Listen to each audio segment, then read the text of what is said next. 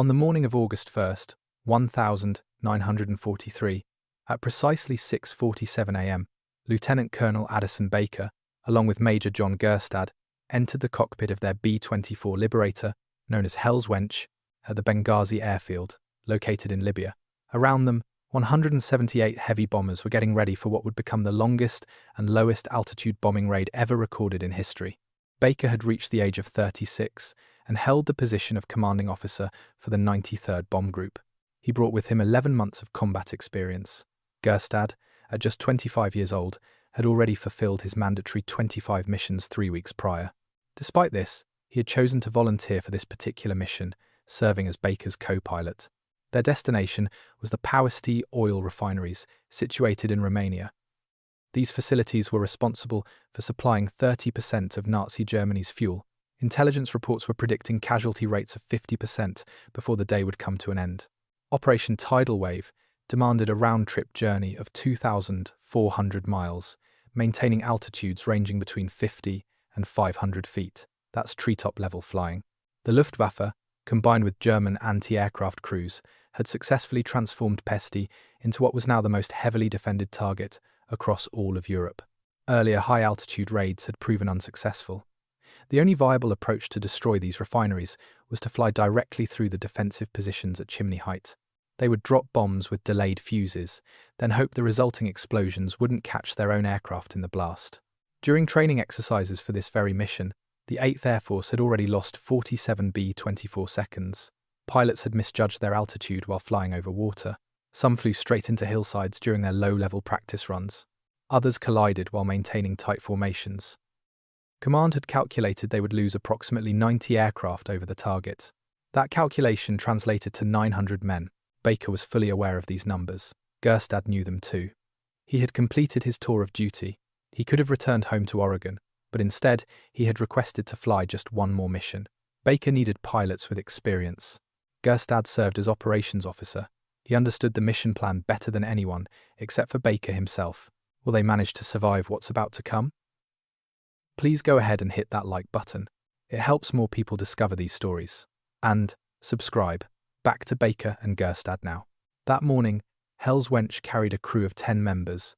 There was navigator Harold Sweetman, bombardier John McCormack, engineer James Merritt, and radio operator Cecil Fite, plus 4 gunners. Every single man understood the statistics perfectly. 1 out of every 2 aircraft would not be returning. However, Ploesti produced 12 million barrels of refined petroleum every single year. Each day, those refineries continued operating. German tanks pushed deeper into Russia. U-boats hunted down Allied convoys. Messerschmitts intercepted bomber formations over Germany. Destroying Ploesti held the potential to shorten the war by several months, potentially saving thousands of Allied lives. The mission was absolutely worth the cost. Baker had conducted 3 separate briefings for his group, placing heavy emphasis on timing. The entire attack relied on 5 bomb groups, reaching their designated targets simultaneously at exactly 9:30 am Romania time. This would spread the defensive fire, overwhelm the anti-aircraft crews. Any delay whatsoever meant facing concentrated defences. Any deviation from the carefully planned flight route meant certain disaster.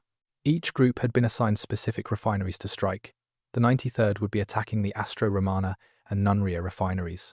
Baker's aircraft would be leading the formation, setting the example, showing his men the pathway through. At 7, engine roars thundered across the Benghazi airfield. All 178 B-24 seconds lifted off into the morning sky, formed up over the Mediterranean, then turned northward toward Romania. The formation stretched for miles, initially maintaining 19,000 feet of altitude. They would eventually drop to wave-top height over the Aegean Sea, stay low across Greece and Yugoslavia, then reach Ploesti, below German radar detection. Baker settled himself into his seat. Jerstad assumed the co-pilot position. Wench occupied the lead spot. Behind them, 17 aircraft from the 93rd followed directly. 3 hours into the mission, disaster struck. A B-24 from the lead navigation group lost power over the Mediterranean. This particular aircraft was carrying the mission's lead navigator. It descended toward the water surface, attempting an emergency landing. The bomber impacted the waves at 140 miles per hour and disintegrated completely.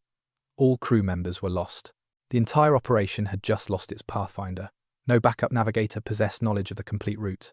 Baker observed the formation continuing northward.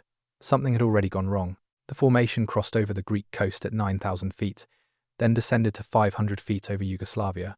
The B-24 seconds flew at such low altitude that pilots could observe individual trees, sheep scattered in all directions as bombers roared overhead. The plan specifically called for terrain masking. German radar stations were unable to track aircraft flying below hilltops, but low-altitude flying meant fuel consumption increased significantly. Navigational errors became absolutely critical. A wrong turn at this altitude could send the entire formation directly into a mountainside. Baker checked his instruments carefully. Fuel consumption was normal. Engines were running steady. Behind him, all 17 B-24 seconds from the 93rd maintained their tight formation. To his left and right, other bomb groups were spread across the sky. The 44th, the 98th, the 76th, the 376, 5 groups total. 177 aircraft still flying. One target just 30 minutes away. At 9:05 a.m. Romania time, the formation reached what's called the initial point near Ploesti, abbreviated as the IP. This was the spot where bombers would execute their turn eastward toward Ploesti. This represented the critical navigation moment.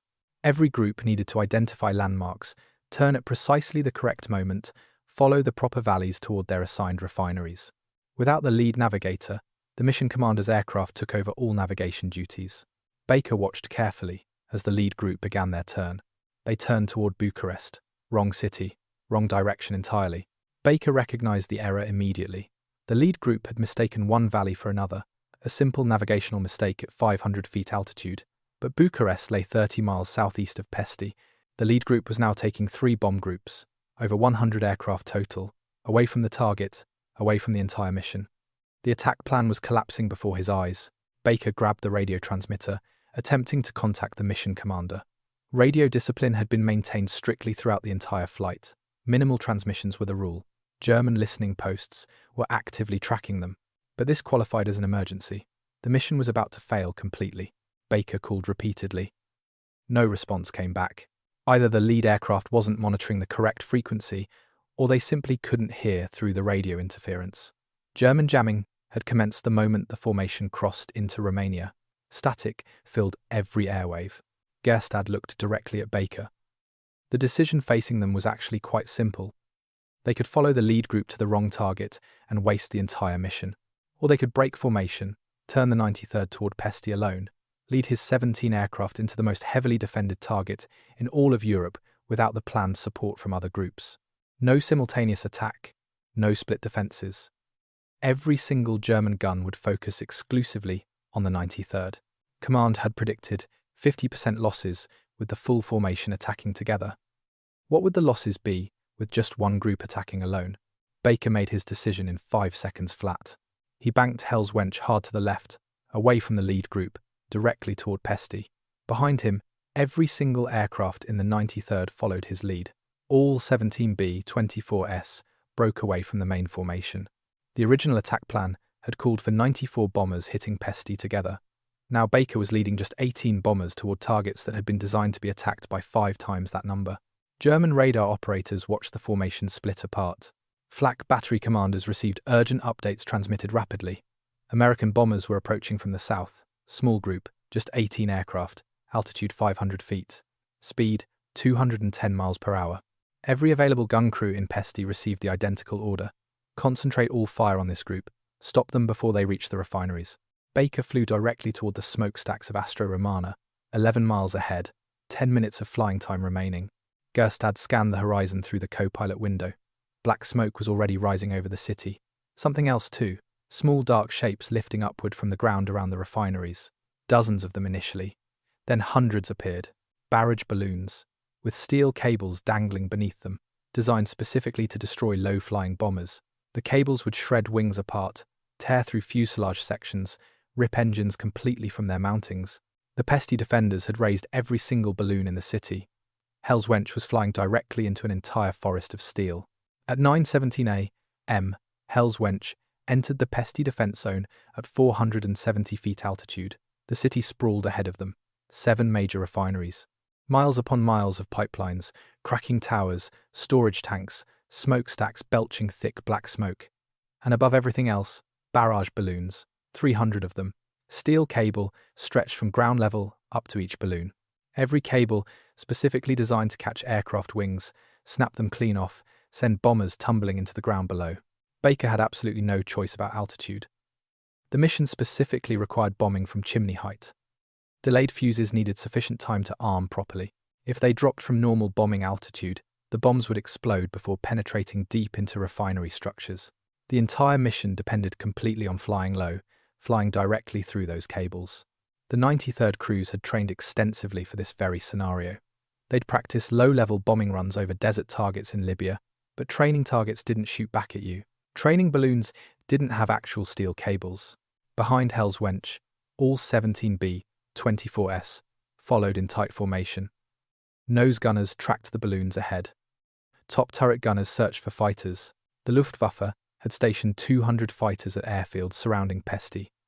Messerschmitt 109 seconds, Focke-Wulf 190 seconds, Romanian IAR-81s.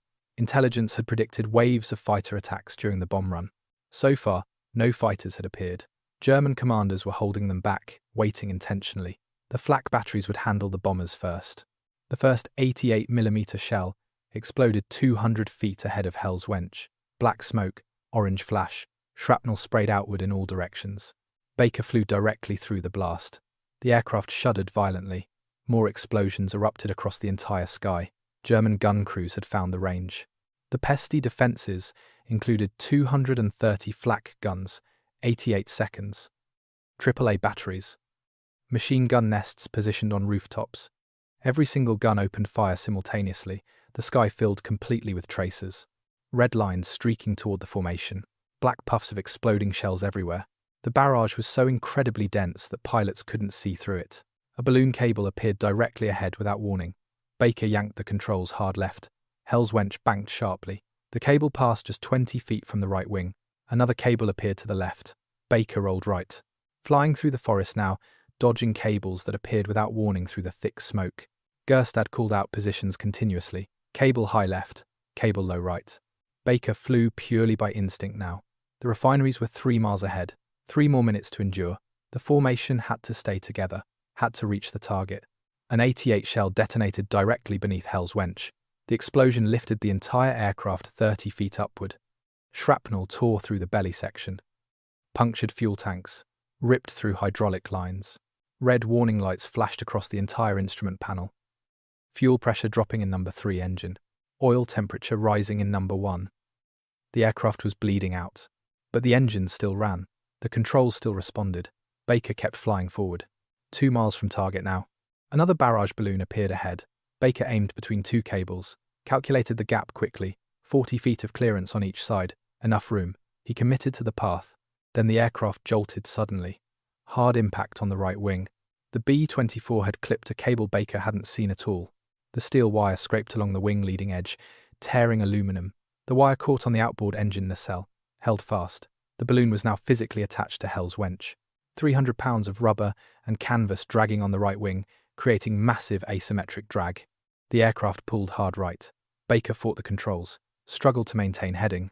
Another shell exploded. This one struck directly. An 88mm round hit the right wing root, punched clean through the fuel tank. Aviation gas sprayed into the engine compartment. Hot metal, sparking electrical systems, leaking fuel. The mixture ignited instantly. Orange flames erupted from the wing, spreading rapidly toward the fuselage. Hell's Wench was on fire. 1 mile from target, 60 seconds to the release point. Baker looked down, saw an open field directly below, flat, clear, perfect for an emergency landing. They could set down safely. The entire crew could survive. Or they could continue the bomb run. Baker kept the nose pointed directly at Astro Romana refinery. The fire spread across the entire right wing now. Flames reached back toward the fuselage. The metal skin glowed red hot. Temperature inside the cockpit climbed steadily. Smoke filled the interior completely. The crew could bail out. The open field below meant everyone could parachute safely. Or Baker could set the aircraft down right now, execute an emergency landing, walk away. Mission failed completely. But 17 B-24s were following directly behind Hell's Wench. If Baker landed now, those aircraft would follow his example. The entire 93rd would abort. The mission would fail completely. Jerstad knew the calculation being made. He'd flown 25 missions already, survived the odds, earned his ticket home.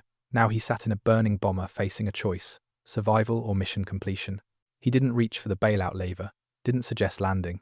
He checked the bomb release panel instead, verified the delayed fuses were properly armed, prepared for the drop. Baker understood perfectly. They were continuing forward. The flames grew worse by the second. Fire consumed the right wing from engine nacelle to wingtip. The aluminum structure began failing. Rivets popped from extreme heat stress. Metal panels curled outward. The wing was literally disintegrating. But it still produced lift. The aircraft still flew. 45 seconds to target. The bomb bay doors were already fully open. Bombardier John McCormick lay prone in the nose section. Watched the refinery approach through the northern bomb site. Cracking towers, storage tanks, pipeline networks. The primary structures were dead ahead. Behind Hell's Wench, the 93rd Formation held together perfectly. Every single pilot saw the flames clearly. Every crew member knew their lead aircraft was dying. But Baker hadn't turned away, hadn't landed. The formation followed. All 17 B-24s flew through the flak barrage, through the balloon cables, through smoke so thick that visibility dropped to just 100 feet. They followed Hell's Wench because Baker and Jerstad were still flying forward. German gunners concentrated their entire fire on the burning bomber. Every tracer, every shell. If they stopped the lead aircraft, the formation would break apart immediately. 88mm rounds exploded continuously around Hell's Wench. One shell detonated so close that shrapnel completely shredded the left horizontal stabilizer. The aircraft yawed violently. Baker fought the controls hard. Used rudder and aileron together, kept the nose steady. The bomb site required stable flight. Any deviation meant missed target, wasted mission, wasted lives. 30 seconds remaining. The refineries filled the entire windscreen. Cracking towers rose 300 feet high. Hell's Wench flew between them at 400 feet altitude. Wings level. Speed steady. The fire had now reached the fuselage section. Flames licked along the cockpit windows. Paint blistered everywhere. Glass cracked from the intense heat. Oxygen masks provided breathable air, but the temperature was absolutely unbearable. Baker's hands were blistering on the control yoke. He held course. McCormick centered the crosshairs perfectly. The delayed fuse bombs would penetrate buildings before exploding. Cause maximum structural damage. Destroy the refining equipment completely. He waited for the precise release point. Calculated drop trajectory. Accounted for wind, altitude, speed. The numbers aligned perfectly. He pressed the release. 4,000 pounds of high explosive dropped from the bomb bay, fell toward the Astro Romana facility. Hell's Wench lurched upward as the weight released. Behind Baker, the formation released simultaneously. 18 aircraft total. 72,000 pounds of bombs. The delayed fuses meant the explosions would occur in waves. First bombs penetrating deep into structures, then detonating, then the next wave following, then the next. The entire refinery was about to be destroyed completely. But Hell's Wench was still inside the blast radius. Baker pulled back on the yoke, tried to gain altitude, get above the coming explosions. The right wing barely responded at all. Fire had destroyed the control surfaces. The aircraft climbed slowly, 100 feet per minute, not enough. The bombs would detonate in 18 seconds. The blast radius extended 1,000 feet. Hell's Wench was 400 feet above ground. 500 feet past the target, still climbing, still burning. The wing structure was failing rapidly. The fire had reached the center fuel tanks. And below them, 18 seconds had just expired. The first explosion erupted directly beneath Hell's Wench. A delayed fuse bomb detonated inside the main cracking tower. The structure disintegrated instantly. Steel beams shot outward. The blast wave hit the burning B-24 like a physical wall. The aircraft tumbled, rolled 30 degrees right. Baker fought the controls desperately, leveled the wings. More explosions followed rapidly, sequential detonations as bombs penetrated deep into refinery buildings before exploding. The entire Astro Romana facility was collapsing. Fireballs rose 300 feet high. Black smoke mushroomed upward. The 93rd had hit the target perfectly. Behind Hell's Wench, the formation scattered immediately. Each B-24 peeled away from the target area, sought escape routes through the flak, through the smoke, through the balloon cables. Some aircraft made clean breaks, climbed rapidly, turned south toward Libya. Others weren't as fortunate. A B-24, from the 93rd, hit a balloon cable at full speed. The wire caught the left wing, sheared it off completely. The bomber rolled inverted, crashed into a storage tank, exploded. 10 men dead instantly. Another B-24 took a direct hit from an 88 shell. The round penetrated the bomb bay, detonated the remaining bombs still on their racks. The aircraft vanished in an orange fireball, fragments scattered across 200 yards. No parachutes. No survivors whatsoever.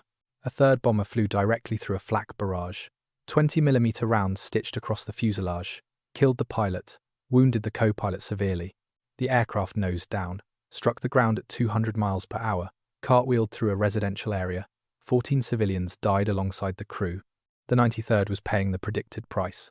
Command had estimated 50% casualties with full formation support. Baker's group was attacking alone with 1/5 the planned aircraft against the full defensive capability of Ploesti. The mathematics were absolutely brutal. 18 bombers entered the target zone. 4 were already gone, 40 men dead. The survivors were still fighting their way out. Hell's Wench climbed through the smoke at 800 feet, still burning. The right wing was completely engulfed now. Flames had spread to the fuselage, the cockpit filled with black smoke. Visibility, 0. Baker flew by instruments alone. Airspeed, altitude, heading. The gauges showed critical damage. Number 3 engine seized. Number 4 losing oil pressure. Number 1 running hot. Only Number 2 operated normally. The aircraft was flying on 1 functioning engine and 3 dying ones. Jerstad scanned the instruments, checked fuel levels. Both right-wing tanks were empty, ruptured by flak. Leaking fuel had fed the fire. The left-wing tanks showed half capacity. Maybe 30 minutes of flying time remained. The Mediterranean coast was 90 minutes south. They wouldn't make it. The aircraft was dying, but they'd climbed to 800 feet, high enough for parachutes to deploy safely. The crew could bail out. All 10 men could survive, land in Romanian territory, become prisoners of war, but alive. Baker assessed their situation carefully. The mission was complete. The 93rd had destroyed their assigned targets. Bombs had devastated the Romana refinery. The other bombers were escaping. Some would make it back to Libya, some wouldn't. But the attack had succeeded. Germany's fuel supply was crippled. The cost had been enormous, at least 4 aircraft lost, probably more. Hell's Wench was finished. No possibility of reaching friendly territory. The smart decision was immediate bailout, save the crew. But Baker knew the statistics well. Bailing out over Romania meant capture, interrogation, prison camp, years of captivity. Some crew members wouldn't survive that experience. The harsh conditions, disease, malnutrition. And if Germany lost the war, which seemed increasingly likely, some prisoners might never make it home. Executions happened. Massacres occurred. The SS had killed prisoners before. Could happen again. Baker made another calculation. Hell's Wench still flew. Damaged, burning, dying, but flying. If he could gain more altitude, the crew could bail out over Yugoslavia, partisan territory. Friendly forces operated there, rescued downed airmen, smuggled them back to Allied lines. Higher altitude meant longer glide distance after the engines failed, better chance of reaching partisan zones. But gaining altitude meant staying in the burning aircraft longer. The fire was spreading rapidly. Time was running out fast. Baker pulled back on the yoke. Hell's Wench climbed slowly. 900 feet, 1,000 feet, 1,200 feet. Every 100 feet of altitude brought the crew better survival odds. But the climb cost time. Time the burning aircraft didn't have. The fire had now consumed half the fuselage. Flames burned through electrical systems. Radio went dead. Intercom failed. Baker could no longer communicate with the crew at all. Couldn't order bailout. Couldn't coordinate evacuation. Each man would have to make his own decision. The engineer, James Merritt, stood in the cockpit doorway, watched Baker and Jerstad fight the controls, saw the flames spreading toward the cockpit, felt the heat radiating through the metal walls. He understood what Baker was attempting. Gain altitude. Give everyone better chance. Merritt returned to his station. Didn't bail out. Stayed at his post. Monitored the dying engines. Adjusted fuel mixture. Transferred fuel from damaged tanks to functioning ones. Bought them precious minutes. Behind Merritt, the 4 gunners remained at their positions. Top turret gunner tracked the sky for enemy fighters. Waist gunners watched for pursuing Messerschmitts. Tail gunner scanned their 6 o'clock position. No fighters appeared. The Luftwaffe had pulled back. German commanders knew Hell's Wench was finished. No need to waste ammunition. The burning bomber would crash on its own. The gunners could see the ground through gaps in the smoke. Romanian countryside, fields, villages, enemy territory. They stayed at their stations, 1,500 feet. The aircraft shuddered violently. Number 4 engine seized completely. The propeller windmilled, created massive drag. Baker compensated with rudder. The aircraft yawed right. He fought it level. 3 engines remained. Number 1 running on failing oil pressure. Number 2 still good. Number 3 had restarted after cooling briefly. But the restart wouldn't last. The engine was damaged, running rough, producing minimal power. The right wing was structurally failing now. The fire had burned through primary spars. Load-bearing members. The wing bent upward under aerodynamic stress. Metal groaned. Rivets popped like gunshots. The wing was folding. When it failed completely, the aircraft would roll inverted, spin into the ground. No time for bailout. Everyone would die in the crash. Baker needed altitude before that happened. Needed to get high enough that when the wing failed, the crew could escape the tumbling aircraft. 1,700 feet. They were 15 miles south of Ploesti now, still over Romania, still enemy territory, but closer to Yugoslavia. The partisan zones were 40 miles ahead. If they could maintain altitude for another 10 minutes, they'd reach friendly territory. The crew could bail out safely, get rescued, return to fight another day. Baker pushed the aircraft harder, demanded performance it couldn't give. The remaining engines screamed, overheated, began failing. Number 1 engine caught fire, different fire from the wing blaze. This one burned inside the nacelle. Engine oil ignited, flames shot from the cowling. The fire spread to number 2 engine, the only engine still producing full power. Baker watched his last good engine start to burn. He had maybe 90 seconds before complete power loss. 90 seconds to gain every possible foot of altitude. He kept climbing. Bombardier McCormick lay in the nose, watched the ground pass beneath, calculated their trajectory, airspeed dropping, altitude increasing slowly, rate of climb decreasing. The mathematics were clear. They wouldn't make Yugoslavia. The engines would fail before they crossed the border. The aircraft would crash in Romania. But McCormick didn't move toward the escape hatch, didn't prepare to bail out. He stayed at his station, trusted Baker's judgment. 1,900 feet. Number 2 engine died. Just stopped. No explosion. No dramatic failure. The engine simply quit. Starved of oil. Seized from heat. Gone. Now Hell's Wench flew on 2 damaged engines. Number 3 running rough. Number 1 burning. The aircraft couldn't maintain altitude anymore. Started descending. 100 feet per minute. Then 200. The descent accelerated. Baker had run out of options. The crew had maybe 60 seconds to bail out before the aircraft became uncontrollable. He needed to give the order, but the intercom was dead. He couldn't tell them to jump, and the right wing chose that moment to fail. The right wing separated at the root. The entire structure tore away from the fuselage. 28 feet of wing, 2 engines, fuel tanks, all gone in one catastrophic failure. The sudden loss of lift on one side rolled Hell's Wench violently. The aircraft snap-rolled left, inverted in 2 seconds. The centrifugal force pinned everyone against the walls, made movement impossible. Escape hatches were now above the crew. Gravity worked against them. No one could reach the exits. Baker fought the controls uselessly. With one wing gone, aerodynamic forces overwhelmed any control input. The rudder had no effect. Ailerons couldn't counter the roll. The aircraft was tumbling, spinning toward the ground in an uncontrollable descent. Through the windscreen, Baker saw earth and sky alternating rapidly. The horizon spun. The altimeter unwound. 1,800 feet. 1,600. 1,400. Descending at 3,000 feet per minute. The crew knew what was happening. Felt the violent roll. Understood the wing had failed. Merritt grabbed for handholds.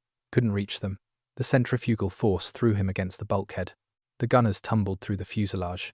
Slammed into equipment. Into each other. Into the burning walls. McCormick in the nose watched the ground rush upward. Calculated impact in 28 seconds. He didn't scream, didn't panic, just watched. Jerstad remained strapped in the co-pilot seat.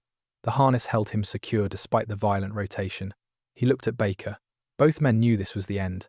No bailout possible, no emergency landing, no survival. The aircraft was a spinning coffin.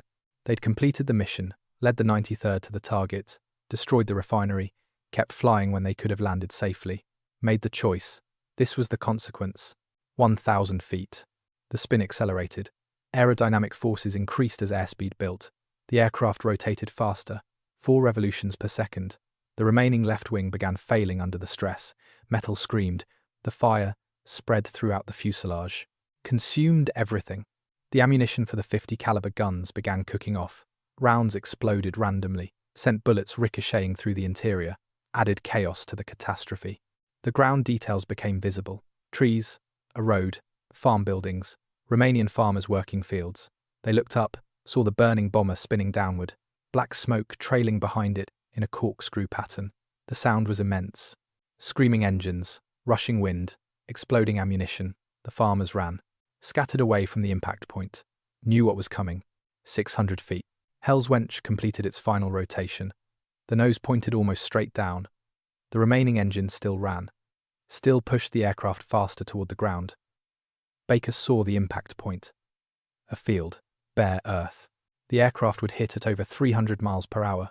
The impact would be instantaneous. No pain, no drawn-out death, just sudden ending. 300 feet. Jerstad reached across the cockpit, gripped Baker's shoulder, a final gesture. Acknowledgement. They'd flown together, made the hard choice together, would die together. Baker nodded once, kept his hands on the controls, died doing his job, pilot to the end. Hell's Wench struck the Earth at 9:47 a.m. Romania time. 3,000 pounds of remaining fuel detonated on impact. The explosion created a crater 15 feet deep and 40 feet across. Debris scattered across 200 yards. The aircraft disintegrated completely. All 10 crew members died instantly. Lieutenant Colonel Addison Baker, Major John Jerstad, Navigator Harold Sweetman, Bombardier John McCormack, Engineer James Merritt, Radio Operator Cecil Fight. 4 gunners, whose bodies were identified by dog tags, recovered from the wreckage. The volunteer who didn't have to fly, the commander who led from the front, and 8 men who followed them into hell gone. Romanian authorities arrived within the hour, recovered what remained. 10 Americans who'd flown 1,500 miles to destroy oil refineries, who'd succeeded, who'd paid the ultimate price. The bodies were buried in a local cemetery, the graves marked with wooden crosses. The war continued without them, but their mission had changed everything. Operation Tidal Wave concluded at 10:32 a.m. on August 1st, 1943, 178 B-24 Liberators had departed Benghazi that morning. 125 returned, 53 aircraft lost, 310 airmen killed, 54 captured, 108 wounded, the single costliest air mission in American military history to that point. The losses exceeded even the worst predictions. Command had estimated 50% casualties. The actual figure reached 30% for aircraft. But among the crews that pressed their attacks to the target, losses approached 60%. The 93rd Bomb Group paid the heaviest price. Addison Baker led 18 bombers toward Ploesti after breaking formation. Only 11 returned to Libya. 7 aircraft lost, 70 men dead or missing. But those 18 bombers had destroyed their assigned targets completely. The Astro Romana refinery was knocked offline for 3 months. The WWII facility remained closed for 6 months. Delayed fuse bombs had penetrated deep into critical equipment. Cracking towers collapsed, pipeline networks ruptured, storage tanks burned for days. German engineers surveyed the damage and reported complete reconstruction would take years. Across Ploesti, the other bomb groups achieved similar results. The refineries that supplied 1/3 of Nazi Germany's fuel were crippled. Daily production dropped from 12 million barrels annually to less than 4 million. The shortfall created immediate problems for German operations. Luftwaffe sortie rates decreased. Panzer divisions received reduced fuel allocations. U-boats spent less time on patrol. The strategic impact rippled throughout the Wehrmacht. Some historians estimate Operation Tidal Wave shortened the war in Europe by 3 months. But the cost haunted military planners. 53 aircraft, 310 men. The mathematics were brutal. Command evaluated whether the results justified the losses, whether destroying oil refineries was worth the price in American lives. The debate continued throughout the war. No clear answer emerged. The oil was crucial. The losses were catastrophic. Both facts remained true. The Medal of Honor citations arrived 6 months later. 5 men received America's highest military decoration for actions during Operation Tidal Wave, more medals of honor than any other single air operation in history. Lieutenant Colonel Addison Baker received his posthumously. The citation read that he flew his burning aircraft to the target, despite having opportunity to land safely, led his group through the heaviest defenses in Europe, completed the mission at cost of his life and the lives of his crew. Major John Jerstad received a Medal of Honor posthumously as well. The citation noted he volunteered for the mission after completing his required tour, served as Baker's co-pilot, remained at his post in the burning aircraft, made the choice to continue when survival was possible, died completing the mission. He was 25 years old, had finished his war, could have gone home to Oregon. Instead, flew one more mission, never returned. The other 8 crew members of Hell's Wench received no individual medals. Their names appeared in casualty lists: Harold Sweetman, John McCormack, James Merritt, Cecil Fight, 4 gunners, whose families received telegrams explaining their sons had died in action over Romania. Standard wartime notifications. Nothing that captured what they'd done, nothing that explained they'd flown a burning bomber through the worst defences in Europe because their commanders asked them to. If this story moved you the way it moved us, do me a favour, hit that like button. Every single like tells YouTube to show this story to more people. Hit subscribe and turn on notifications. We're rescuing forgotten stories from dusty archives every single day. Stories about pilots who chose the mission over survival. Real people, real sacrifice. Drop a comment right now and tell us where you're watching from. Are you watching from the United States, United Kingdom, Canada, Australia? Our community stretches across the entire world. You're not just a viewer. You're part of keeping these memories alive. Tell us your location. Tell us if someone in your family served.